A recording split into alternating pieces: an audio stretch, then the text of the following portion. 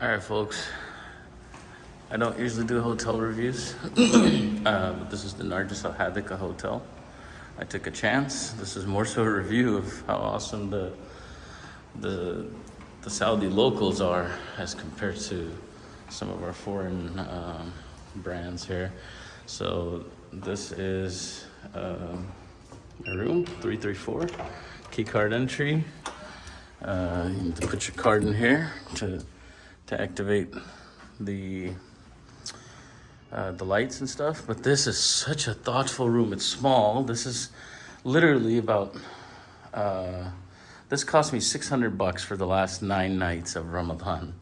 I mean, for a half-hour walk to the masjid, it's not bad at all. It's got a window that opens. Oh, the cool breeze, nice warm, nice breeze from Makkah coming into the room.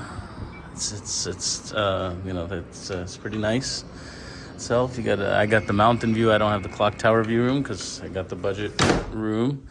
But look at how thoughtful it is. They gave this thing to hang your clothes. They do have the TV with the Makkah live channels and stuff. Qibla direction up there. The AC is amazing.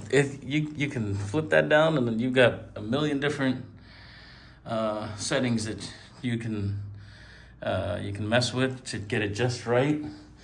And then Saudi lost my luggage that had my chargers and stuff in there, and I only had a cord. But look at this. This is how thoughtful the Saudi people are. This was missing from our 5-star hotel and the Fairmont. 2 different types of rooms that we stayed at the Fairmont. And in fact, most of them didn't even have a plug. And it was painstaking just to get our plugs to fit in, our international travel kit plugs to fit in. But they've given these three locations in the room.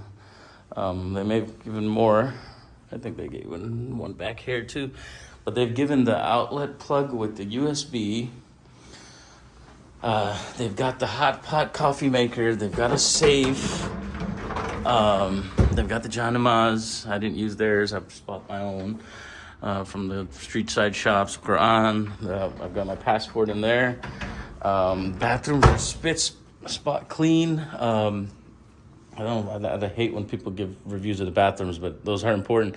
Their attention to detail is just so amazing.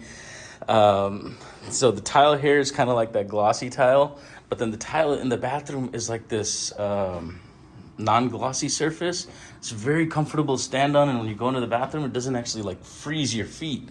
The Fairmont had it the other way. They had the glossy tiles in the bathrooms, and I think all the 5-star hotels around here have it the same way. But this is a simple room. I was one passenger. Of course, I made my preparations, and I did keep my sleep mask with me and my Bose sleep buds, but you don't need Bose sleep buds. You can keep any sort of headphones, or I flew Saudi, this is the last time I'm flying them with them having lost my luggage. But if you do fly Saudi, they give you these earplugs in here. Keep those safe. Bring them with you. They're somewhere in here, but they give you these foam earplugs for noise cancellation, and you can use them. They're somewhere in here. I don't know where they're at. I'm all over the place. But this is the thoughtfulness of the Saudi people. It's not extravagant, but it's comfortable. Alhamdulillah. I joined the 2 single beds together to have basically a king-size bed. And, I got my Starbucks coffee. Took out the false goddess symbol out there, because that's, we're in the haram. To have something that blatant against Allah is just not right. It didn't sit right with me. But anyways, I'm headed now down to the lobby floor, and I will show you. The elevators take just a minute to come, right? And one of the things I need to do is give me just a second. So my main vitamins were on the bag that the airline lost. It was a last minute decision to check it in. The airline lost it. And Saudis, they were supposed to deliver it the next day. 3 days later, still not here. I'm calling the phone number on here doesn't pick up. Try emailing them, can't get a hold of them. I'm basically stuck with having to go back to Jeddah airport on my own dime and hoping that I can find somebody who will help me. It doesn't look very likely. It seems like this is a recurrent theme with Saudi. When they lose your luggage, it goes really, really sideways. I was flying out of Atlanta. They lost it at CDG. It was a bad transfer between Delta Air France and Saudi. But anyways, alhamdulillah, it's okay. Allah subhanahu wa ta'ala has given us everything we need here in Makkah. The al Qura, this is literally the mother of all cities. I mean, you can, there's, you can find things for very cheap. All my clothes were in there, so I bought a couple of good jubbas. These are about, I think, like 50, 60 riyals each. And then from the street side shop, the one I'm wearing and this one, I bought these for like 20 riyals. 15 riyals. And two of them, 15 riyals a piece. So, they're budget. They're kind of like your Old Navy style clothes and stuff. They're comfortable, but I don't think once they go in the washing machine, they may not. They may not clean so well. But anyways, this is an amazing room for 1 or 2 people, or up to even 3 people, because they'll do like 3 beds in here. It's plenty of moving space. I think the the room with 3 beds, not 3 bedroom, but the room with 3 beds was $850. This one was $640 total. You definitely want to have the sleep mask because this the curtains. And the airline will give you one too. So, as long as you keep this, Turkish airline, Qatar, Saudi, these carriers will give you this little bag with all those things. Keep it safe because you never know with these hotels because, they're not expecting you to sleep during the day, right? Of course, in Ramadan, to make the most of your nights, you do end up having to sleep a good portion of the day because you don't get back from the masjid until after Fajr. At least that's how I'm doing it. But alhamdulillah, I'm very comfortable in this room. This is a very, very nice room. I'm trying to think if there's anything else I can add. It's very clean. The scent, there's no scent. It's just a clean room that they've been very thoughtful. The hotel staff is super nice.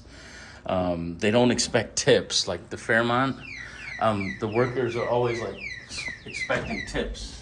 They just kind of stand there and they wait for you until you tip them, which okay, understandable. Coming from the West, I'm used to tipping, but it's not actually customary on this side of the world. And then the Fairmont is paying those workers pretty good money anyways. Those 5-star hotels are paying their workers better than these 2-3 stars, but the hotel workers here are happy. They're well treated, it seems, alhamdulillah. It's been a really, really good experience. So anyways, now I'm headed down. I'm going to show you the lobby and how quick it takes. I got my coffee. I didn't buy the cups yet. I keep forgetting those. Oh, see, I almost forgot my bag. I need my Janamaz bag. You definitely want to take the Janamaz. This is our 4th time. This is my 4th time here in like about a year. And we got really sick last time because I thought I'd go. I could just go pray anywhere. Well, yeah, you do that, you will get sick. Guaranteed you will get sick without a janamaz because, people are coming from the bathrooms and stuff like that. The floor in the haram, there is as much cleaning as they do and stuff. It does get, there's spots that they won't be able to get to right before namaz and stuff. So, just keep, and then even if you don't bring a janamaz, you can just buy one for like anywhere from 5 riyals up, literally like $1 and up. So if you forget it, just buy it on the way. Then leave it in the haram if you don't want to take it with you. If you've got too many janamazes at home or whatever. See, the elevators are super fast. You're down within 20-30 seconds, right? It's like a 10-second, 20-second wait, and then you're down. Fairmont was 15-20 minutes to get from room to like the Haram floor, and that's how all the clock tower. And Fairmont's actually the best of the clock tower hotels. I had the gold elevator the first time. This is their lobby, real nice, real peaceful in here. They've got a little prayer area over here. There's their little prayer area. I'm headed for Isha and Tarawih. This was their dinner area. I have another video, like a YouTube short, but it was iftari for like $8 or $9, and it had everything. Alhamdulillah. Check-in was good, even though I got here very late, so my Saudi flight was delayed too. But alhamdulillah, no complaints. A few folks waiting for the shuttle. I'm gonna walk because I'm only gonna make it to the Misfila Bridge right now. I'm leaving too late for Tarawih. As you can see up there, it's 8:20, Tarawih's 8:10, and Tarawih's Isha, I believe, Isha Azan goes off at 8:30. So I'm only gonna get close to like the Misfila Bridge. I'm not gonna be able to get past the Misfila Bridge. It'll be closed off like it was last night. But essentially this is, let me show you the hotel from the outside before I go. It's really nice and clean. The pictures they've put on the website don't actually do it justice. I mean, it's just a really nice, peaceful spot. You're away from, because this is on the inside of street, so it's off of the Ibrahim Khalil road. It's actually really, really, really nice and peaceful over here. You'll see the locals, they walk up these mountains and stuff, man. These locals are something. They're mashallah, Ahle Makkah. Allah didn't choose the messenger out of them for nothing. These people are something else. I mean, they're just inherently good people, alhamdulillah. I don't know how long I'm gonna be able to keep making a video, because I almost got my phone confiscated yesterday. This is the Dufla Hotel. So what I'm trying to get across is, even with the obnoxious pricing during Ramadan and stuff, you don't, and even if you're on a tight budget like I was, you can still make it here and make it work for you. See, I think this is all taxis, but I'm not going to take a taxi. I'm just going to walk the 15 minutes to Misfila Bridge. It's 15 minutes to the Misfila Bridge from here at a decent pace walk. And then, this is the shuttle bus, by the way. He's not going anywhere. Even if he tries to get you to the Haram right now, he's not going to be able to get you very far. So you're just better off walking. But for like Fajr or something, he took me the first day I was here. He took me for Fajr. It took me about 10 minutes, and he got me close to the Haram, and he's like, you might want to get off and walk from here. It was right at the Jihad entrance. There we are. There's Ibrahim Khalil Road right there, where you see the cars kind of turning at the roundabout, starting their turn.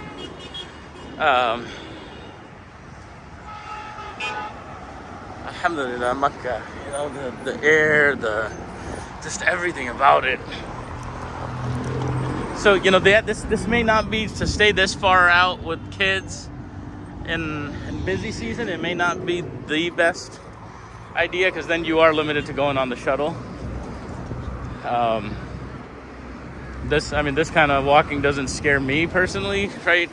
This is the only dangerous portion of the walk anyway, and then it's easy peasy. Just don't get ran over by one of the locals. That's because the world revolves around them over here. That's they've kind of made the laws of their country for everybody else, not for themselves. So if you get ran over by a local, they'll probably pay you blood money or something. But if it's like one of the foreign taxi drivers or somebody, or even bus, they're very, very, very careful about pedestrians. So it's actually a very, very safe. Like, I could run in the middle of this road and nobody would run me over. They'll honk, but they're not going to run you over. So all these other folks are also headed to the Haram from those hotels back there. That's basically the Dufla Narjes Al Hadeqah, and then Blue Pearl is somewhere over there. And right on the other side of this here mountain is the Millennium. There's the Makkah bus stop. I think that's bus. There's the Ibrahim Khalil Road. The bus is bus number 11. But I think there's another bus number 3 or something that goes from over there to somewhere. There's 3 or 4 buses parked over yonder. You know, if you do the preparations, right? And you know, I'm a lazy armchair quarterback, right?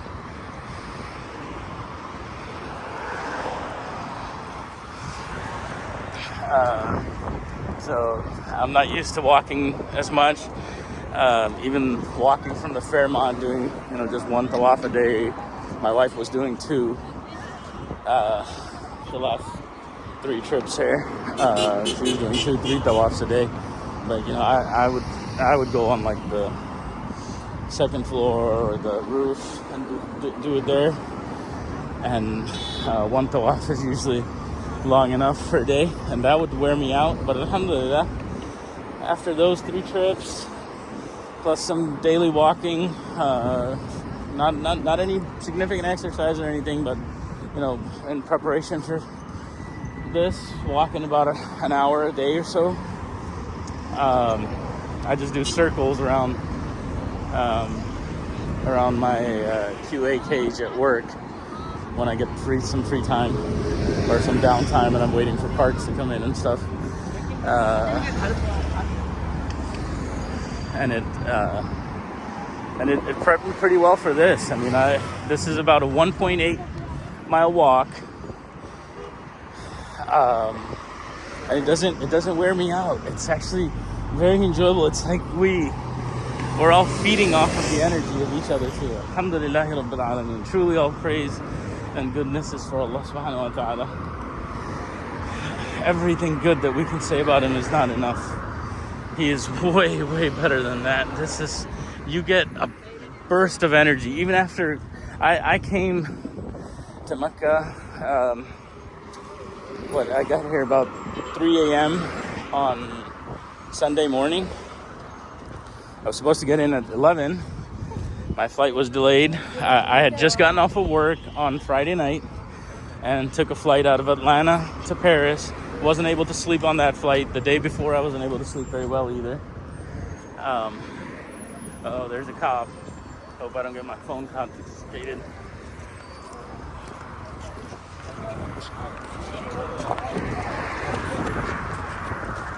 There's the M Millennium Hotel. I stayed at the Millennium Hotel brand in France, and I wasn't very impressed. That would have cost me about double what I'm paying for the Narjes. So for 5 minutes worth of extra walking, was it worth it for me to pay double at this time? No. I'm happy where I'm at. Allah has kept me. But there's the M Hotel Millennium Makkah, and I think these are all hotels too. Not really sure. Traffic stops at Misfila Bridge up ahead. They will not let anybody in. They won't let the cars go past Misfila.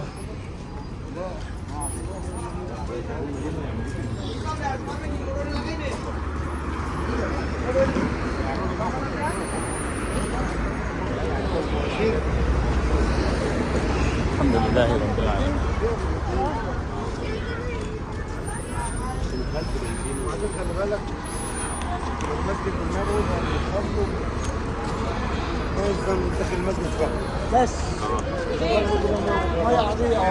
Alright, that's folks. It's heading back.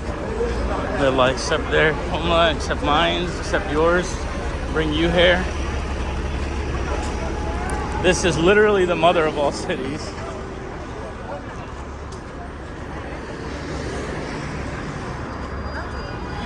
Even when you're when you've lost your luggage and stuff, you know, you can still make it here. Big lessons learned from me: don't put anything super precious in your checked-in luggage. I put my mushaf, my hifz mushaf of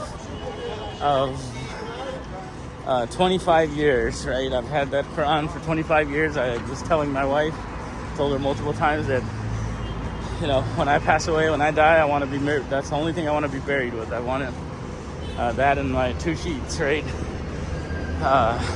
That Quran is worth a lot to me. That is Allah's word. I'm hooked to it. I'm attached to it. It was a last second decision because I had a bottle of honey, Manuka honey, that I put in that luggage, and I knew they were going to make me throw it out. So it was either return that with my wife to take back home, or put it in checked in luggage because you can't take it in a carry-on. So the Makkah bus will come to this bus stop here.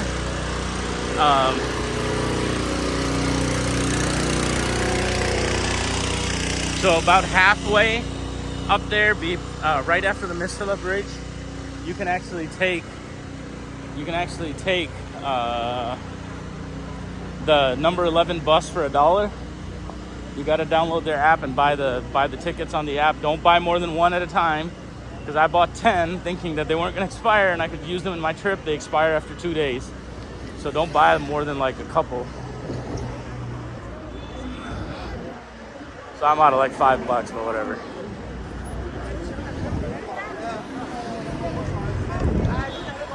See, people lined up way back here. And Haram audio doesn't even come this far.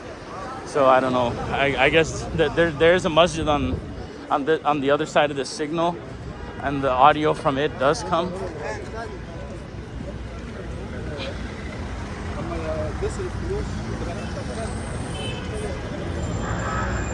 I have to put this away because the cop sees me, they'll confiscate my phone because it's forbidden to make videos right now. He almost took my phone away yesterday, but I shrugged it off. Like, I don't really understand Arabic outside of like minimal Quran Arabic. Definitely not the slang they speak here. So I just kind of walked away, and he didn't like pursue me or anything.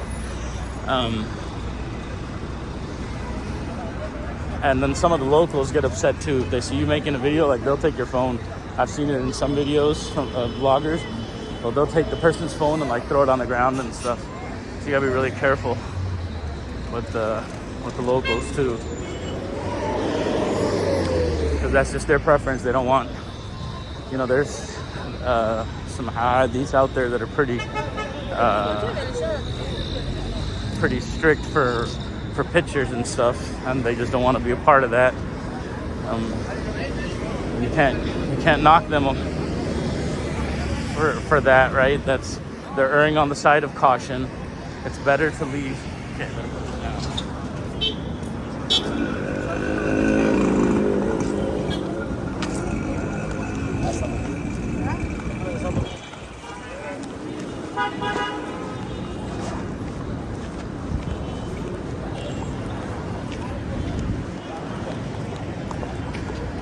See, traffic ain't going nowhere. Coming from the other direction it is, but from this direction, all they can do up ahead is make like a U-turn. And all these are passenger carrying cars that are trying to get as far as they can get.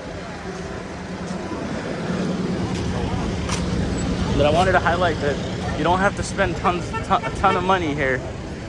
Just make it here within your budget, what you can afford comfortably. And one of these Ibrahim Khalil hotels that are ran by the locals are better than the 5-star stuff up ahead right next to the haram. Those are like Disney. They want you to have a good experience, but they want to pinch every single penny out of you that they possibly can at those hotels for every small thing.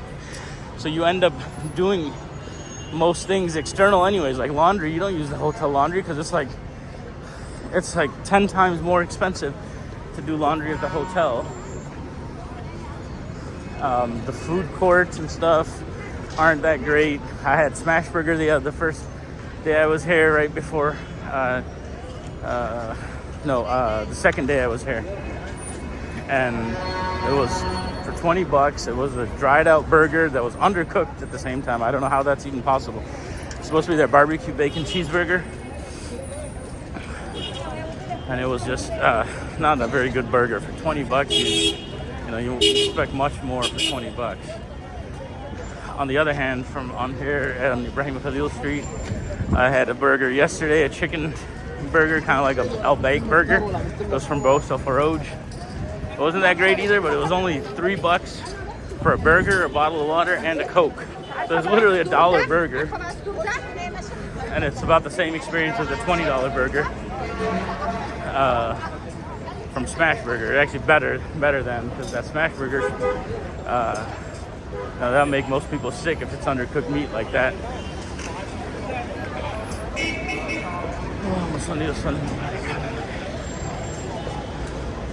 This is the 26th of Ramadan now. Yesterday was the 25th. It was quite busy. I left earlier. I didn't do iftari at the hotel yesterday. I wasn't really that hungry today. I did iftari at the hotel, so I left a little bit later. And I'm making a video today. Yesterday I wasn't. I have to put the phone away because I'm hearing police sirens. I'm opting to walk on the road because I know I'm not going to get ran over. And it's just faster than the sides, right? All of a sudden people will be set up. All right, since I don't want to get arrested for making a video, I'll walk over here for now.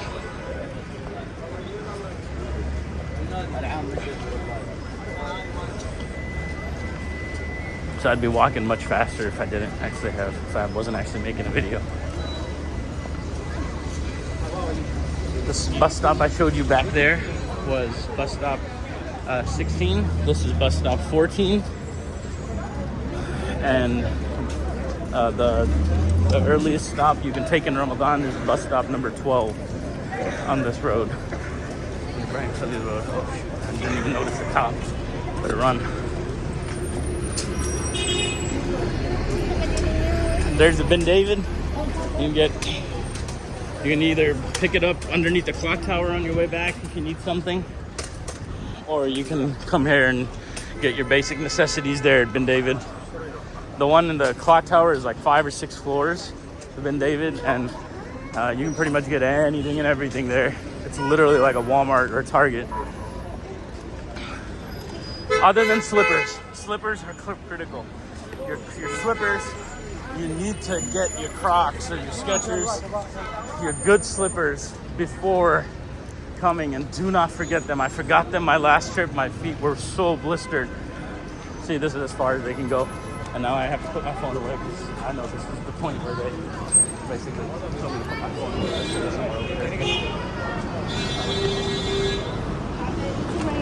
Alright. So anyway, that's Makkah. I'm 1 or 2 minutes away from my prayer spot. This delivery is up ahead. And I'm going to go ahead and put this away. I love bringing all of you guys. And tomorrow morning when I leave the haram, I will make a video going from the haram back to the